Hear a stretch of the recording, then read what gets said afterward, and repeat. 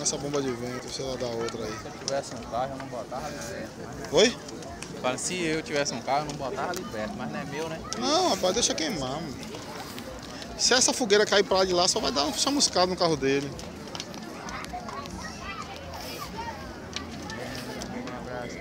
Aquela caminhoneta lá. É.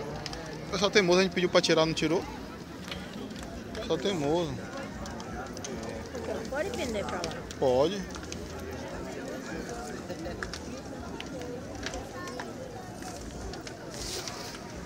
A chance dela cair pro lado de cá é mínima. Porque o vento tá pra lá, começou a queimar, é mínima. Agora pro lado de lá. Mas eu tô olhando a dinâmica dela.